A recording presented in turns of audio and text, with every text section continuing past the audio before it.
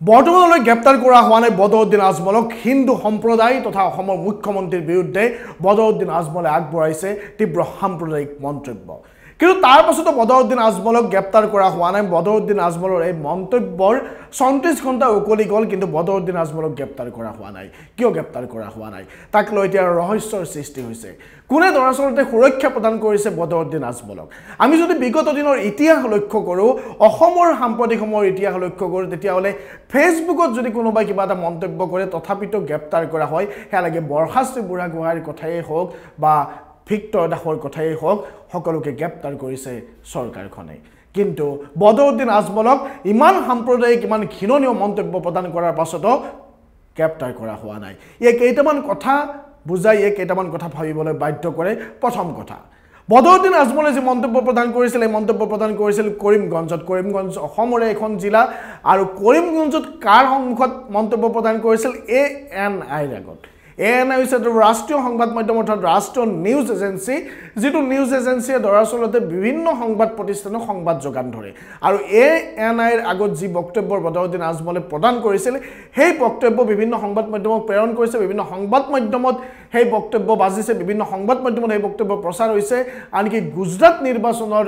আগে গুজৰাট নিৰ্বাচনৰ বিভিন্ন স্থানত গুজৰাট নিৰ্বাচনক প্ৰভাৱান্বিত কৰিব পৰা বিভিন্ন স্থানত সেই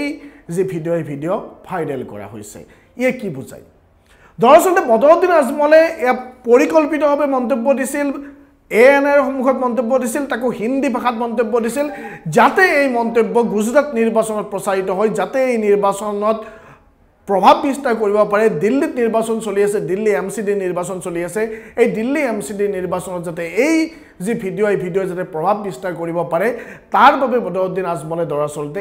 ANIত বক্তব্য দিছিল তাকো হিন্দী ভাষাত এতিয়া আহিছো মূল কথালৈ এইখন অসমত সিদিনা ভিক্টৰ দাস নামৰ শিক্ষকগৰাকীক ছ'চিয়েল মিডিয়াত দুৰ্নীতি হোৱা বুলি অভিযোগ উত্থাপন কৰি এটা পোষ্ট দিয়াৰ বাবে গ্ৰেপ্তাৰ কৰিছিল তেওঁৰ বিৰুদ্ধে কি অভিযোগ আনিছিল সাম্প্ৰদায়িক বিভাজন দুটা সম্প্ৰদায়ৰ মাজত সংঘৰ্ষ হ'ব পাৰে ইত্যাদি বিভিন্ন অভিযোগ উত্থাপন কৰা হৈছিল বৰখাস্তি বুঢ়াগোহাঁই নামৰ এগৰাকী কলেজীয়া ছাত্ৰী গণিত বিভাগৰ এগৰাকী ছাত্ৰী অংক শিকি থকা সময়তে গ্ৰেপ্তাৰ কৰা হৈছিল ফেচবুকত এটা পোষ্ট দিয়াৰ বাবে সেইকাৰণে এটা প্ৰশ্ন উঠিছে ইমান কেইখন থানাত ইমান কেইগৰাকী ব্যক্তিয়ে অভিযোগ উত্থাপন কৰাৰ পাছতো অভিযোগ দাখিল কৰাৰ পাছতো এজাহাৰ দাখিল কৰাৰ পাছতো বৰ্তমানলৈ বদৰুদ্দিন আজমলক কিয় গ্ৰেপ্তাৰ কৰা হোৱা নাই সেই প্ৰশ্নৰ উত্তৰ ৰাজ্যৰ গৃহ বিভাগে দিব লাগিব সেই প্ৰশ্নৰ উত্তৰ ৰাজ্যৰ মুখ্যমন্ত্ৰীয়ে দিব লাগিব দুটা কথা প্ৰথমটো কথা বদৰুদ্দিন আজমলৰ মন্তব্যই কাক সহায় কৰিলে দ্বিতীয়টো কথা বদৰুদ্দিন আজমলৰ মন্তব্যক লৈ বৰ্তমানো কিয় চৰকাৰ অথবা আৰক্ষীয়ে ব্যৱস্থা গ্ৰহণ কৰা নাই আমি যদি ধৰ্মীয় মেৰুকৰণৰ কথা চাওঁ বদৰুদ্দিন আজমলে যেতিয়া বিজেপিক গালি পাৰে বদৰুদ্দিন আজমলে যেতিয়া সাম্প্ৰদায়িক মন্তব্য দিয়ে ই পৰোক্ষ আৰু প্ৰত্যক্ষভাৱে সহায় কৰে ভাৰতীয় জনতা পাৰ্টিক আপুনি স্বীকাৰ কৰক বা নকৰক বিভিন্ন প্ৰকাৰে ই সহায় কৰি আহিছে 2021 নিৰ্বাচনত আমি এই কথা লক্ষ্য কৰিছিলোঁ 2021 নিৰ্বাচনত যেতিয়া বদৰুদ্দিন আজমলৰ পুত্ৰই ভবানীপুৰ বিধানসভা সমষ্টিত গৈ মন্তব্য কৰিছিল যে এইবাৰ দাড়ি আৰু টুপিৰ চৰকাৰ হ'ব তেতিয়াই হৈছিল আচলতে সাম্প্ৰদায়িকতাৰ আৰম্ভ আৰু সেই নিৰ্বাচন বিজেপি জিকিব বুলি তেতিয়াই প্ৰমাণিত হৈছিল এইবাৰ গুজৰাট নিৰ্বাচনৰ সন্মুখত যি হিন্দীত ভিডিঅ' বনাইছে যি হিন্দীত বক্তব্য প্ৰদান কৰি সাম্প্ৰদায়িক মেৰুকৰণৰ চেষ্টা কৰিছে ইয়াৰ দৰাচলতে কাক সহায় কৰিব সেয়া আপোনালোকে জানে সেই বিষয়ে মই নকওঁ এটা দ্বিতীয় কথা অসম আৰক্ষীৰ কি কাম হোৱা উচিত আছিল বদৰুদ্দিন আজমলে এনেকুৱা মন্তব্য প্ৰদান কৰিছে যি মন্তব্য সাম্প্ৰদায়িক সংঘৰ্ষ লগাব পাৰে যি মন্তব্য দুটা সম্প্ৰদায়ৰ মাজত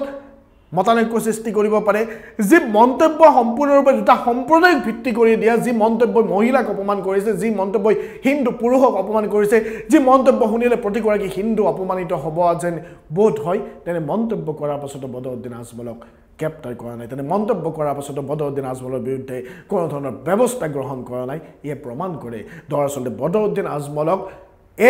AIUDFৰ প্ৰধান বদৰুদ্দিন আজমলক কোনে সুৰক্ষা দিছে আৰু কিয় সুৰক্ষা দিছে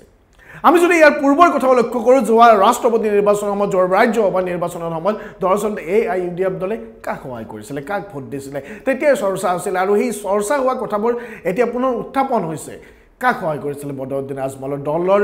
বিধায়কসকলে কাক ভোট দিছিলে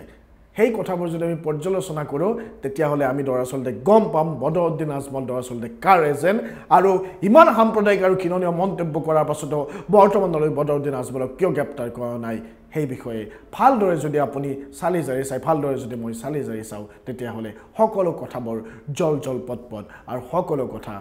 একদম পোহৰৰ দৰে সত্য হৈ জিলিকি আছে ধন্যবাদ চাই থাকিব